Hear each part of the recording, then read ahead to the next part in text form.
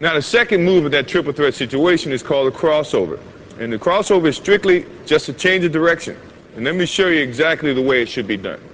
In protecting the basketball, you're jabbing with your right foot, and the defense sometimes react that way, and you want to change your direction. This is what most of the people do that's going to get called for traveling. In jabbing with this right foot, they get so quick, they go this way by moving their left foot, which is your pivot foot. That is traveling in any league.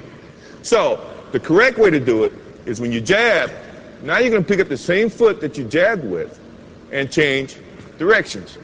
And in putting the ball down, good defensive players, if you put the ball out here, have long enough arms. Scottie Pippen, for one, can slap it. Your momentum is going this way and the ball is going that way. Good way to correct that is when you jab, now you change. If you put the ball here, you got protection from your right leg. Your hand should be here protecting the basketball anyway. So now the only way the defense can get to that ball is to go through your arms, go through your legs. 9 times out of 10, it's going to be a foul. I say 9 times out of 10 because I could get away with it. But I don't play anymore, so you don't have to worry about that. So, jab step, change the direction this way, putting the ball inside your legs. Now, the good thing about an offensive player is you got to be able to go both ways. If you go one way, now you're limiting your options.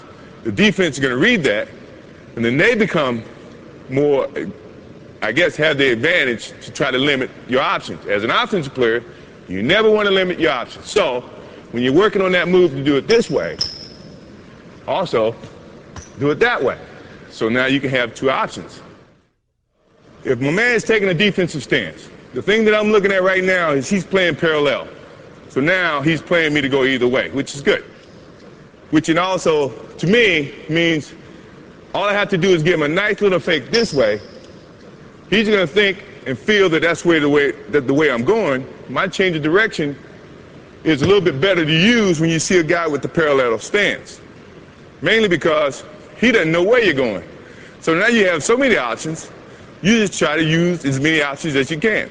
Now, if he had his right foot forward, that to me is saying, now he wants you to go this way. The last thing I want to do is go where the defense wants me to go. I want to go opposite. So this is when now he takes his step that way. The change of direction means he's got to pick up this foot and open, then slide to keep up to you as an offensive player. That takes more time than you taking that crossover and driving to the hole. So you have the advantage in that sense. Now, if he has his other foot up, this is what I was telling you about being able to go both ways. Now you can do the same thing and attack it this way. You see what I mean? So now he can't limit your options. So you should look, before you take your stance, look how the defense is playing you, and then decide which is your pivot foot, your right foot or your left foot, and then attack.